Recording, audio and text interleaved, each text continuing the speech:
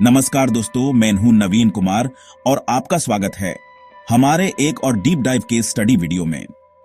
अक्सर हम जब देशों के बारे में सोचते हैं तो उनकी खूबसूरती, कल्चर या इकोनॉमी की बात करते हैं, लेकिन आज हम एक अलग और थोड़ा सेंसिटिव लेकिन इंपॉर्टेंट टॉपिक पर चर्चा करेंगे। आज हम डाटा और ग्लोबल सर्वेस के आधार पर यह समझेंगे कि दुनिया के सबसे ज्यादा नापसंद किए जाने वाले देश कौन से हैं और सबसे जरूरी, आखिर ऐसा क्यों है। यह विश्लेषण पूरी तरह से अलग अलग इंटरनेशनल पोल्स, रिसर्च रिपोर्ट्स और पब्लिक ओपिनियन डेटा पर आधारित है, जिसे हम एक अनबियस्ड पर्सपेक्टिव देख पाए। इस वीडियो में हम कोई पर्सनल ओपिनियन नहीं दे रहे, बल्कि हम फैक्ट्स और फिगर्स के जरिए एक आईना दिखाने की कोशिश कर रहे हैं कि ग्लोबल स्टेज पर इन देशों को लेकर क्या परसेप्शन बना हुआ है। हम समझेंगे कि इन देशों की फॉरेन पॉलिसीज, उनके ह्यूमन राइट्स रिकॉर्ड्स या उनके पड़ोसी देशों के साथ रिश्ते उनकी ग्लोबल इमेज को कैसे प्रभावित करते हैं। यह एक कॉम्प्लेक्स मुद्दा है और इसके पीछे कई सालों का इतिहास और अनेकों कारण छिपे हैं। तो चलिए इस डेटा ड्रिवन जर्नी में मेरे साथ चलिए और जानिए इन देशों के बारे में वो सच जो अक्सर चर्चा में नहीं आता। यह पूरा वीडियो हिंदी में होगा ताकि हम इस कॉम्प्लेक्स सब्जेक्ट को आसानी से समझ सकें और इस पर गहराई से विचार कर सकें।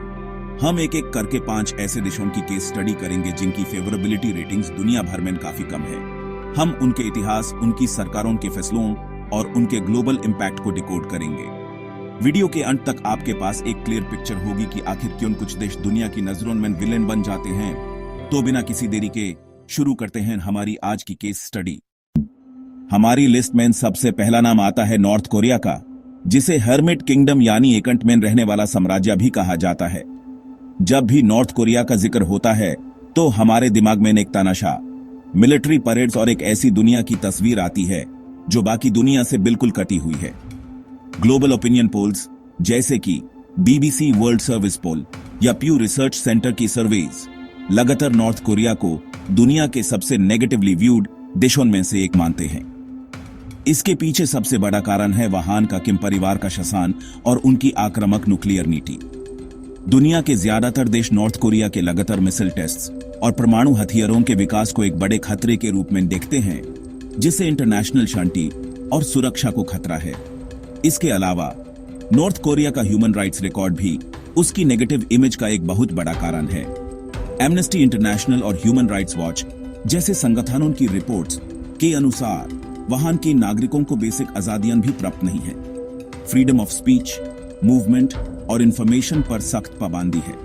देश भर में पॉलिटिकल प्रिजन कैंप्स का एक जाल है, जहां लाखों लोगों को गैर मामूली तरीके से बंदी बनाकर रखा जाता है और उन पर अत्याचार किया जाता है। यह खबरें जब इंटरनेशनल मीडिया के जरिए बाहर आती हैं, तो दुनिया भर में नॉर्थ कोरिया के शासन के प्रति गुस्सा और नफरत पैदा होती है। वहां के लोगों के लिए दुनिया में सहानुभूति है, लेकिन वहां की सरकार के लिए सख्त विरोध है। एक और पहलू है नॉर्थ कोरिया की एक्सट्रीम आइसोलेशनिस्ट पॉलिसी। यह देश बाकी दुनिया से लगभग पूरी तरह से कटा हुआ है।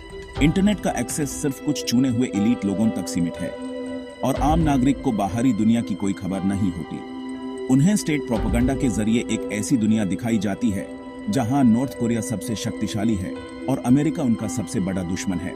इस तरह की इंफॉर्मेशन कंट्रोल और बाकी दुनिया से अलग थलग रहने की नीति के कारण नॉर्थ कोरिया एक रहस्यमयी और डरावना देश बन गया है, जिसे समझना मुश्किल है और जिस पर विश्वास करना उससे भी ज्यादा मुश्किल। इन्हीं सब कारणों से नॉर्थ कोरिया ग्लोबल स्टेज पर सबसे नापसंद किए जाने वाले देशों की लिस्ट में हमेशा ऊपर रहता है।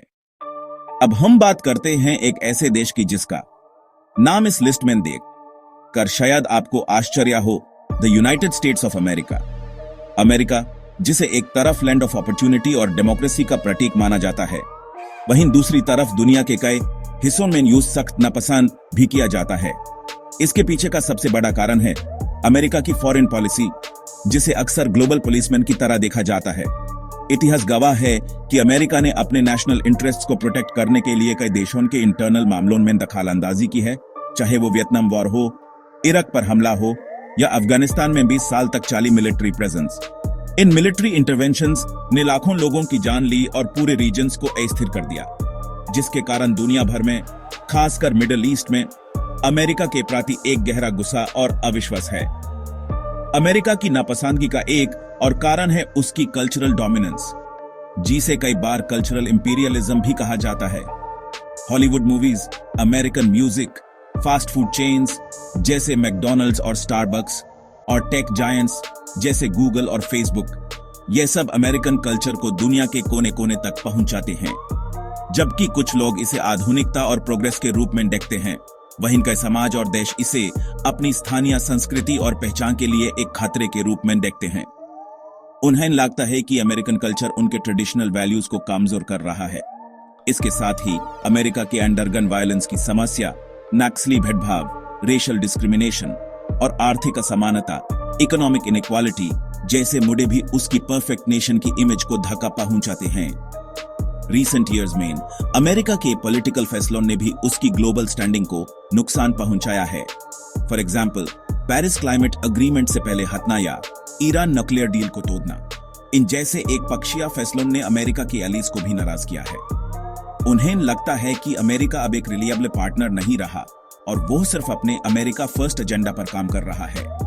इन सब कारणों का मिलाजुला परिणाम यह है कि जहां एक तरफ अमेरिका के कई सहयोगी और दोस्त हैं, वहीं दूसरी तरफ दुनिया का एक बड़ा हिस्सा उसे एक आक्रामक, स्वार्थी और घमंडी शक्ति के रूप में देखता है, जिसके कारण वो अक्सर मोस्ट डिसलाइक्ड कंट्रीज की लिस्ट में शामिल रहता है। हमारी लिस्ट में अगला देश है हमारा पड़ोसी चाइना। पिछले कुछ दशकों में चीना ने आर्थिक रूप से जो तरक्की की है वो चमत्कार से कम नहीं, लेकिन इस आर्थिक विकास के साथ साथ चाइना की ग्लोबल इमेज पर भी कई सवाल उठे हैं। चाइना को न पसंद किए जाने का एक प्रमुख कारण है उसकी विस्तारवादी नीति, खासकर साउथ चाइना सी में। चाइना इस पूर्व समुद्री क्षेत्र पर अपना दावा करता है, जबकि उसके पड़ोसी देश जैसे वियतनाम, फिलीपींस और मलेशिया इसका विरोध करते हैं। चाइना ने वहां आर्टिफिशियल आइलैंड्स बनाकर मिलिट्री बेसिस तक स्थापित कर दिए हैं, जिससे इंटरनेशनल लॉज का उल्लंघन होता है और क्षेत्रीय तनाव बढ़ता है। भारत के साथ भी लद्दाख सीमा पर चीना का आक्रामक रवैया उसकी इमेज को धक्का पहुंचाता है। चीना की ट्रेड प्रैक्टिसेस भी दुनिया भर में विवाद का विषय हैं। कई देशों का आरोप है कि चीना अनुचित व्यापार करता है, जैसे कि अपने प्रोडक्ट्स को सस्ता बेचकर दूसरे देशों के मार्केट्स को तबाह करना, इंटेलेक्चुअल प्रॉपर्टी की चोरी करना और विदेशी कंपनियों के लिए अपने देश में एक फेयर प्लेइंग फील्ड न देना। अमेरिका के साथ चला लंबा ट्रेड वॉर इसका सबसे बड़ा उदाहरण है। इसके अलावा चाइना का belt and road initiative project भी आलोचना के घेरे में है। क्रिटिक्स इसे डेब्ट ट्रैप डिप्लोमेसी कहते हैं, जहां चाइना छोटे देशों को भारी कर्ज देकर इंफ्रास्ट्रक्चर प्रोजेक्ट्स बनाता है और जब वो देश कर्ज नहीं चुका पाते तो चाइना उनके स्ट्रेटेजिक एसेट्स पर कब्जा कर लेता है, जैसे श्रीलंका का हम्बंतोता पोर्ट। इन सब के ऊपर चाइना के अंदर ह्यूमन राइट्स का मुद्दा और सेंसरशिप उसकी नापसंदगी का एक बहुत बड़ा फैक्टर है। शिनजियांग प्रांत में उइघुर मुसलमानों के साथ हो रहा व्यवहार, जिसे कई पश्चिमी देश गेनोसाइड तक कह रहे हैं, ने चीना की छवि को बहुत नुकसान पहुंचाया है। हांगकांग में लोकतंत्र समर्थक आंदोलनों को जिस तरह से कुचला गया, उसने भी दुनिया भर में चीना के प्रति गुस्सा बढ़ाया है। देश के अंदर ग्रेट फायरवॉल ऑफ चाइना के जरिए इंटरनेट पर सख्त नियंत्रण है, जहां गूगल, फेसबुक, ट्विटर जैसे प्लेटफॉर्म्स बैनड हैं और सरकार की आलोचना करने वालों को सख्त सजा दी जाती है। ये सभी कारण मिलकर चाइना को एक ऐसे देश के रूप में पेश करते हैं जो आर्थिक रूप से शक्तिशाली तो है, लेकिन मानवाधिकारों और अंतर्राष्ट्रीय कानूनों का सम्मान नहीं करता। अब हम चलते हैं रशिया की तरफ, एक ऐसा देश जिसका इतिहास शान, शक्ति और विवादों से भरा हुआ है।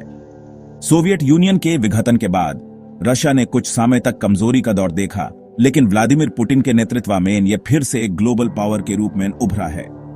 हालांकि इस उभार के साथ साथ दुनिया में इसके प्रति नापसंदगी भी तेजी से बढ़ी है। इसका सबसे ताजा और सबसे बड़ा कारण है 2022 में यूक्रेन पर किया गया आक्रमण। इस युद्ध ने न सिर्फ लाखों लोगों को बेघर किया और हजारों की जान ली, बल्कि इसने पूरे यूरोप में सुरक्षा को लेकर एक गहरा संकट पैदा कर दिया है। दुनिया के ज्यादातर देशों ने इस हमले की निंदा की है और रशिया पर सख्त आर्थिक प्रतिबंध लगे हैं, जिसे रशिया अंतर्राष्ट्रीय मंच पर काफी अलग थलग पाट गया है। यूक्रेन पर हमले से पहले भी रूसिया की फॉरेन पॉलिसी आक्रामक मानी जाती रही है। 2014 में क्राइमिया पर कब्जा करना इसका एक बड़ा उदाहरण था। इसके अलावा रशिया पर दूसरे देशों के लोकतांत्रिक प्रक्रियाओं में हस्तक्षेप करने के भी गंभीर आरोप लगे हैं। 2016 के अमेरिकन राष्ट्रपति चुनाव में रशियन इंटरफेरेंस का मामला दुनिया भर में चर्चा का विषय बना था। इसके साथ ही यूके में अपने पूर्व जासूसों को जहर देकर मारने की कोशिश जैसे मामलों ने भी रूसिया की छवि को एक ऐसे देश के रूप में स्थापित किया है जो अपने मकसद हासिल करने के लिए किसी भी हद तक जा सकता है, चाहे उसके लिए अंतर्राष्ट्रीय कानूनों को ही क्यों न तोड़ना पड़े। रशिया के अंदर की स्थिति भी उसकी ग्लोबल इमेज को प्रभावित करती है। वहां ऑपोजिशन लीडर्स और जर्नलिस्ट्स के साथ जो सुलूक किया जाता है उसकी कड़ी आलोचना होती है। अलेक्सी नवल्नी जैसे आलोचकों को जेल में डालना और मीडिया पर सख्त नियंत्रण रखना, यह सब रशिया को एक लोकतांत्रिक देश के रूप में पेश करता है। इसके अलावा रशिया का अनेकों देशों को एनर्जी सप्लाई के जरिए ब्लैकमेल करने का आरोप भी लगता है। यूरोप अपनी गैस जरूरतों के लिए रशिया पर बहुत निर्भर है और रशिया इस निर्भरता का इस्तेमाल अपने पॉलिटिकल गोल्स को पूरा करने के लिए करता है। इन सभी कारणों से आक्रामक सैनिक कार्रवाई, चुनावी हस्तक्षेप और देश के अंदर लोकतंत्र का दमन रशिया को दुनिया में एक डिसरप्टिव और अविश्वसनीय शक्ति के रूप में देखा जाता है। हमारी लिस्ट का आखिरी देश है इसराइल, एक ऐसा देश जिसका अस्तित्व ही विवाद और संघर्ष से घिरा हुआ है। इसराइल को नापसंद किए जाने का सबसे बड़ा और मूल कारण है इसराइल पैलेस्टाइन संघर्ष। यह संघर्ष जमीन, पहचान और अस्तित्व की एक सदियों पुरानी लड़ाई है। दुनिया का एक बड़ा हिस्सा, खासकर मुस्लिम देश, इसराइल को एक कब्जाकारी शक्ति के रूप में देखते हैं जिसने पैलेस्टीनियन लोगों की जमीन पर कब्जा कर रखा है। वेस्ट बैंक में इसराइली सेटलमेंट्स का लगातार विस्तार, गाजा स्ट्रिप की नाकेबंदी और पैलेस्टीनियन नागरिकों के साथ हो रहे व्यवहार पर यूनाइटेड नेशंस और ह्यूमन राइट्स ऑर्गेनाइजेशंस लगातार चिंता जताते हैं। जब भी गाजा में मिलिट्री ऑपरेशंस होते हैं और उसमें आम नागरिकों की मौत होती है तो दुनिया भर में इसराइल के खिलाफ प्रदर्शन होते हैं और उसकी छवि को गहरा धक्का लगता है। दूसरी तरफ इसराइल और उसके समर्थक, खासकर अमेरिका, इन कार्रवाइयों को आतंकवाद के खिलाफ अपनी सुरक्षा के लिए जरूरी बताते हैं। वो हमास जैसे संगठनों द्वारा किए जाने वाले रॉकेट हमलों का हवाला देते हैं। यह दो अलग अलग नैरेटिव्स हैं जो दुनिया को दो हिस्सों में बांट देते हैं। जो लोग इसराइल का समर्थन करते हैं वो यूएस मिडिल ईस्ट में एकमात्र लोकतंत्र के रूप में देखते हैं जो चारों तरफ से दुश्मन देशों से घिरा हुआ है। लेकिन जो लोग उसके खिलाफ हैं वो उस एक अपार्थाइड स्टेट मानते हैं जो अंतर्राष्ट्रीय कानूनों का उल्लंघन करके पैलेस्टीनियन लोगों के मानवाधिकारों का हनन कर रहा है। यह गहरा विभाजन ही इसराइल को एक अत्यंत विवादास्पद देश बनाता है। इस संघर्ष के अलावा इसराइल की अपने पड़ोसी देशों जैसे लेबनान और सीरिया के साथ तनावपूर्ण रिश्ते भी उसकी रीजनल स्टैंडिंग को कमजोर करते हैं। हालांकि पिछले कुछ सालों में अब्राहम अकॉर्ड्स के तहत यूएई और बहरीन जैसे कुछ अरब देशों के साथ इसराइल के रिश्ते सामान्य हुए हैं, लेकिन आम अरब जनता में इसराइल के प्रति विरोध अभी भी काफी मजबूत है। इसलिए ग्लोबल ओपिनियन पोल्स में, खासकर यूरोप, एशिया और अफ्रीका के कई देशों में इसराइल की फेवरेबिलिटी रेटिंग्स अक्सर काफी नीचे रहती है। उसका यूनिक इतिहास और वर्तमान की जियोपॉलिटिकल सच्चाइयां यूएस एक ऐसे मोड़ पर लाकर खड़ा कर देती हैं जहां यूएस एक ही समय पर कुछ लोगों से अत्यधिक समर्थन और कुछ लोगों से अत्यधिक नफरत मिलती है। तो दोस्तों, यह थी हमारी केस स्टडी उन 5 देशों पर जिन्हें ग्लोबल सर्वेस के अनुसार दुनिया में सबसे ज्यादा नापसंद किया जाता है। हमने देखा कि नॉर्थ कोरिया को उसके तानाशाही शासन और ह्यूमन राइट्स वायोलेशंस के लिए, अमेरिका को उसकी आक्रामक फॉरेन पॉलिसी के लिए, चाइना को उसकी विस्तारवादी नीतियों और सेंसरशिप के लिए, रशिया को उसके मिलिट्री हमलों और चुनावी हस्तक्षेप के लिए और इजराइल को पैलेस्टाइन के साथ चल रहे लंबे संघर्ष के लिए नापसंद किया जाता है। यह साफ है कि किसी भी देश की ग्लोबल इमेज सिर्फ उसकी आर्थिक या सैनिक शक्ति से नहीं बनती, बल्कि उसके एक्शंस, उसकी पॉलिसीज और मानवाधिकारों के प्रति उसके सम्मान से बनती है। हर देश की कहानी कॉम्प्लेक्स होती है और हर सिक्के के 2 पहलू होते हैं। हमारा मकसद किसी देश को जज करना नहीं था, बल्कि उन डाटा पॉइंट्स और कारणों को आपके सामने रखना था जिनके आधार पर ग्लोबल परसेप्शन बनता है। इंटरनेशनल रिलेशंस में परसेप्शन इज ऑफ्टन रियलिटी। एक देश की छवि उसके दूसरे देशों के साथ रिश्तों, व्यापार और यहां तक कि उसके नागरिकों के लिए ट्रैवल अपॉर्चुनिटीज को भी प्रभावित करती है। एपी इस विश्लेषण के बारे में क्या सोचते हैं? क्या आपके अनुसार इस लिस्ट में कोई और देश होना चाहिए था या किसी देश का नाम इस लिस्ट में नहीं होना चाहिए था? अपने विचार नीचे कमेंट्स में जरूर लिखें। आपके समय के लिए बहुत बहुत धन्यवाद। हमें उम्मीद है कि इस डेटा ड्रिवन केस स्टडी से आपको एक नया पर्सपेक्टिव मिला होगा। अगर आपको यह वीडियो पसंद आया और आप आगे भी ऐसी ही इंफॉर्मेटिव और रिसर्च बेस्ड केस स्टडीज देखना चाहते हैं तो हमारे चैनल को सब्सक्राइब करना ना भूलें और बेल आइकन को जरूर दबाइए। हम जल्द ही मिलेंगे एक नए इंटरेस्टिंग टॉपिक के साथ। धन्यवाद। जय हिंद।